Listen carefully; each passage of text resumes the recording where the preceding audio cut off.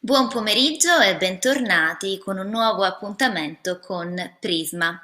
Oggi sarà una puntata diversa dalle altre, una puntata che vuole in qualche modo riprendere il senso di questa rubrica, del motivo per cui ha questo nome, del perché si chiama Prisma. Nella geometria solida il prisma è una struttura che si compone di molte facce. Lo abbiamo detto tante volte, è da questa immagine che siamo partiti per cercare inclinazioni nuove da cui vedere le cose del mondo. E oggi vorrei insieme a voi tornare a quelle inclinazioni. C'è un monologo che andremo a vedere, un monologo molto intenso di Chimamanda Ngozi Adichie, nato in un'ormai iconica conferenza TED. Questo monologo parla del pericolo di avere una storia unica che racconti un popolo. L'autrice parla della popolazione africana. Dice che se un africano è definito da un punto di vista, quel punto di vista finisce per diventare uno stereotipo che va a definire in tutto e per tutto quella persona. Ma questo concetto può estendersi a tutto. L'autrice si chiede cosa significa basare la nostra visione del mondo su un unico punto di vista.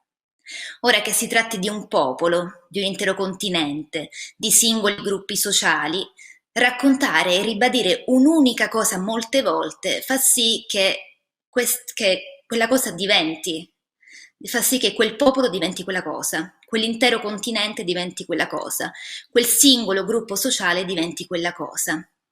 Dunque, si chiede l'autrice, perché appiattire la conoscenza su un unico punto di vista, andando a creare degli stereotipi che sono spesso limitanti, quando la pluralità di prospettive, e qui torna l'immagine del prisma, può essere un modo per umanizzare, per trovare dei punti di incontro, per trovare anche differenze. E per rispondere a queste domande, ascoltiamo insieme il suo monologo. Chimamanda Ngozi Adichie per TED. I'm a storyteller, and I would like to tell you a few personal stories about what I like to call the danger of the single story. I grew up on a university campus in eastern Nigeria. My mother says that I started reading at the age of 2, although I think 4 is probably close to the truth. So I was an early reader, and what I read were British and American children's books. I was also an early writer. And when I began to write at about the age of 7, stories in pencil with crayon illustrations that my poor mother was obligated to read, I wrote exactly the kinds of stories I was reading. All my characters were white and blue-eyed. They played in the snow. They ate apples. And they talked a lot about the weather, how lovely it was that the sun had come out. Now, this despite the fact that I lived in Nigeria. I had never been outside Nigeria. We didn't have snow. We ate mangoes. And we never talked about the weather because there was no need to. My characters also drank a lot of ginger beer because the characters in the British books I read drank ginger beer. Never mind that I had no idea what ginger beer was.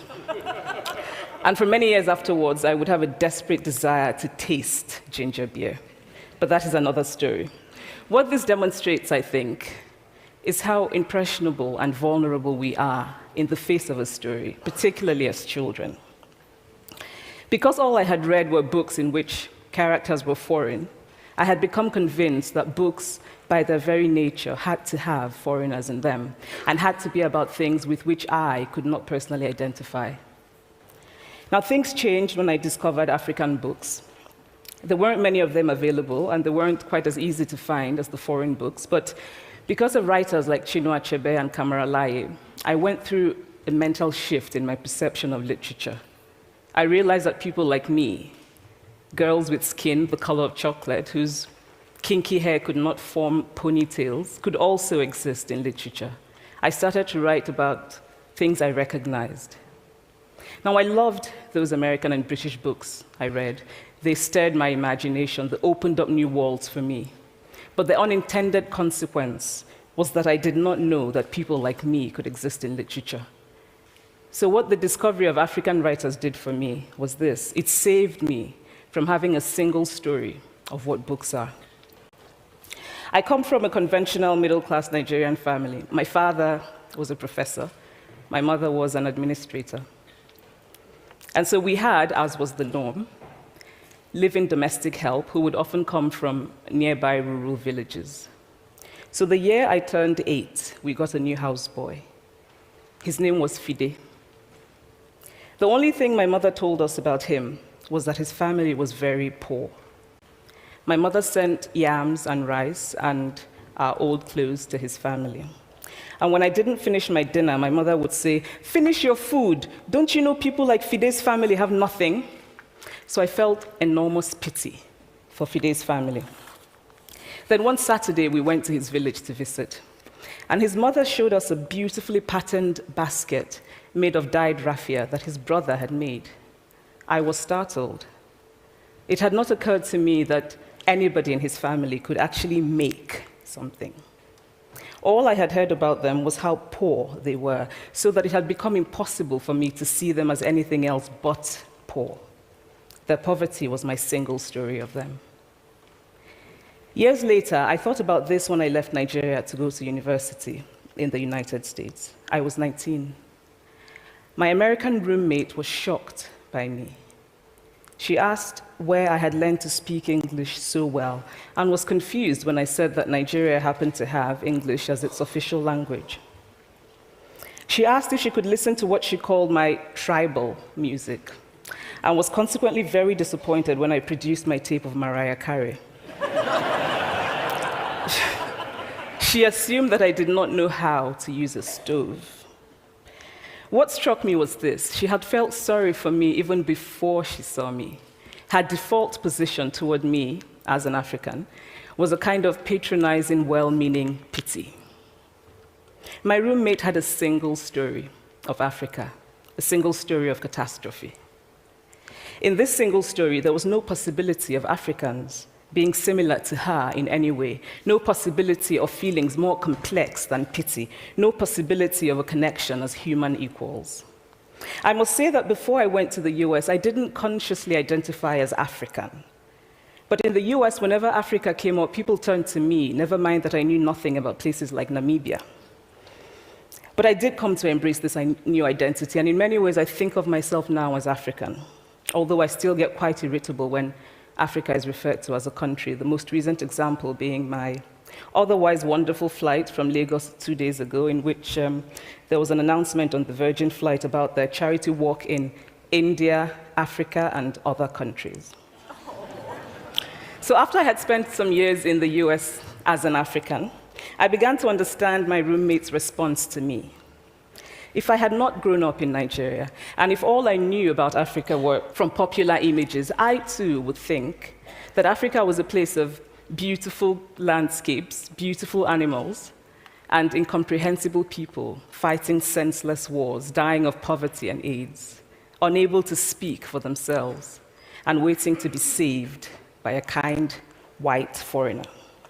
I would see Africans in the same way that I, as a child, had seen Fide's family. This single story of Africa ultimately comes, I think, from Western literature.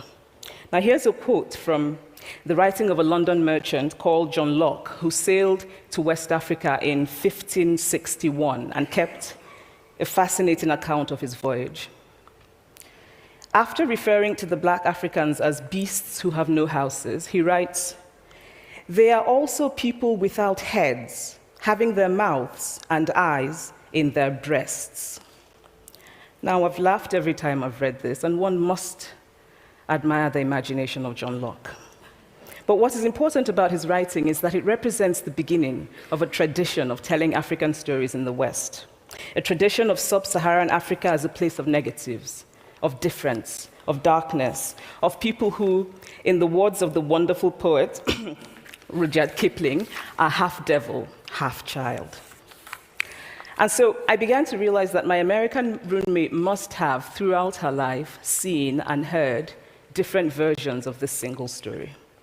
As had a professor who once told me that my novel was not authentically African. Now, I was quite willing to contend that there were a number of things wrong with the novel, that it had failed in a number of places.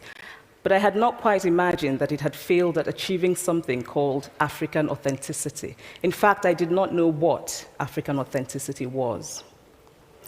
The professor told me that my characters were too much like him, an educated and middle-class man. My characters drove cars. They were not starving.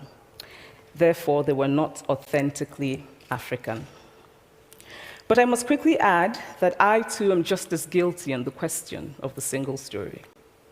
A few years ago, I visited Mexico from the US. The political climate in the US at the time was tense, and there were debates going on about immigration. And, as often happens in America, immigration became synonymous with Mexicans. There were endless stories of Mexicans as people who were fleecing the healthcare system, sneaking across the border, being arrested at the border, that sort of thing. I remember walking around on my first day in Guadalajara, watching the people going to work, rolling up tortillas in the marketplace, smoking, laughing. I remember first feeling slight surprise, and then I was overwhelmed with shame. I realized that I had been so immersed in the media coverage of Mexicans that they had become one thing in my mind, the abject immigrant. I had bought into the single story of Mexicans, and I could not have been more ashamed of myself. So that is how to create a single story. Show a people as one thing, as only one thing, over and over again, and that is what they become. It is impossible to talk about the single story without talking about power. There is a word, an Igbo word, that I think about whenever I think about the power structures of the world, and it is nkali. It's a noun that loosely translates to be greater than another. Like our economic and political worlds, stories too are defined by the principle of nkali. How they are told, who tells them, when they are told, how many stories are told, are really dependent on power. Power is the ability not just to tell the story of another person, but to make it the definitive story of that person.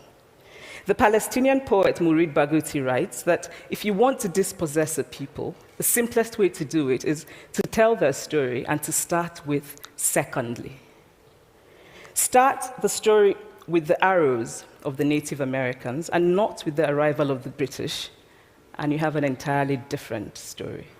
Start the story with the failure of the African state and not with the colonial creation of the African state, and you have an entirely different story. I recently spoke at a university where a student told me that it was such a shame that Nigerian men were physical abusers like the father character in my novel. I told him that I had just read a novel called American Psycho, and that it was such a shame that young Americans were serial murderers. Now,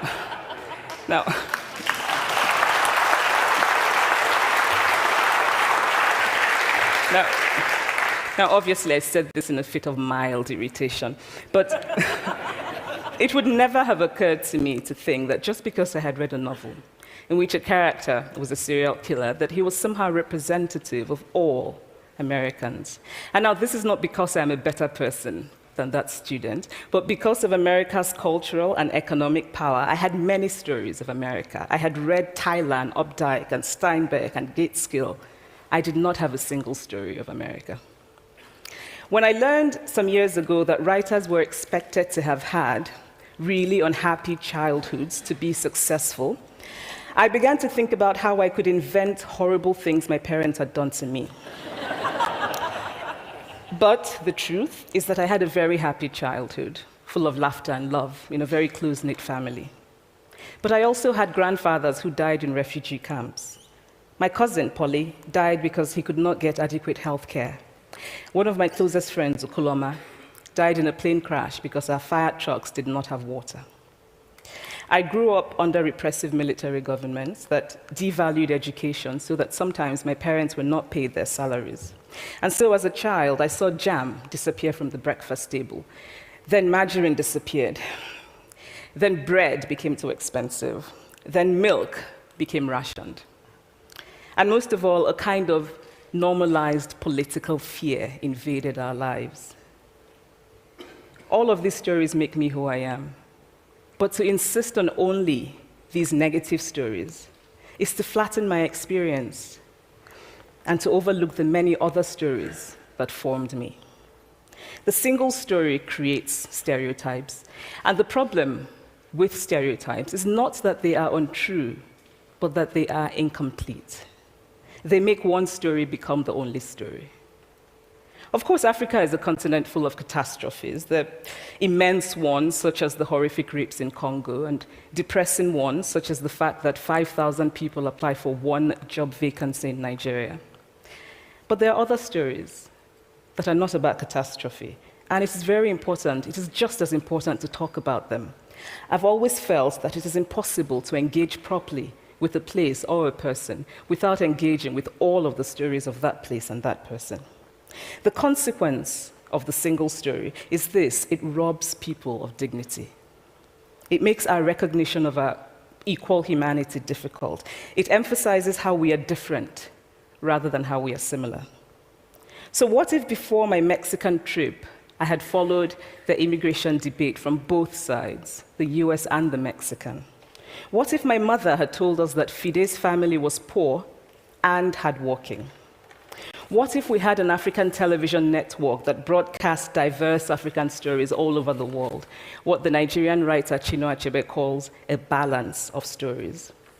What if my roommate knew about my Nigerian publisher, Mukhtar Bakare, a remarkable man who left his job in a bank to follow his dream and start a publishing house? Now, the conventional wisdom was that Nigerians don't read literature. He disagreed. He felt that people who could read would read if you made literature affordable and available to them. Shortly after he published my first novel, I went to a TV station in Lagos to do an interview. And a woman who worked there as a messenger came up to me and said, "I really liked your novel. I didn't like the ending. Now you must write a sequel, and this is what will happen." And she went on to tell me what to write in the sequel. Now, I was not only charmed, I was very moved. Here was a woman, part of the ordinary masses of Nigerians who were not supposed to be readers. She had not only read the book, but she had taken ownership of it and felt justified in telling me what to write in the sequel. Now, what if my roommate knew about my friend Fumi Yonda, a fearless woman who hosts a TV show in Lagos and is determined to tell the stories that we prefer to forget? What if my roommate knew about the heart procedure that was performed in the Lagos hospital last week? What if my roommate knew about contemporary Nigerian music, talented people singing in English and Pidgin and Igbo and Yoruba and Ijo, mixing influences from Jay-Z to Fela to Bob Marley to their grandfathers? What if my roommate knew about the female lawyer who recently went to court in Nigeria to challenge a ridiculous law that required women to get their husband's consent before renewing their passports? What if my roommate knew about Nollywood, full of innovative people making films despite great technical odds? Films so popular that they really are the best example of Nigerians consuming what they produce. What if my roommate knew about my wonderfully ambitious hair braider who has just started her own business selling hair extensions? Or about the millions of other Nigerians who start businesses and sometimes fail, but continue to nurse ambition? Every time I am home, I am confronted with the usual sources of irritation for most Nigerians: our failed infrastructure, our failed government, but also by the incredible resilience of people who thrive despite the government rather than because of it. I teach writing workshops in Lagos every summer, and it is amazing to me how many people apply, how many people are eager to write, to tell stories. My Nigerian publisher and I have just started a nonprofit called Farafina Trust, and we have big dreams of building libraries and refurbishing libraries that already exist and providing books for state schools that don't have anything in their libraries, and also of organizing lots and lots of workshops on reading and writing for all the people who are eager to tell our many stories. Stories matter. Many stories matter. Stories have been used to dispossess and to malign, but stories can also be used to empower and to humanize. Stories can break the dignity of a people, but stories can also repair that broken dignity. The American writer Alice Walker wrote this about her southern relatives who had moved to the north, and she introduced them to a book about the southern life that they had left behind. They sat around reading the book themselves, listening to me read the book, and a kind of paradise was regained. I would like to end with this thought, that when we reject the single story, when we realize that there is never a single story about any place, we regain a kind of paradise. Thank you.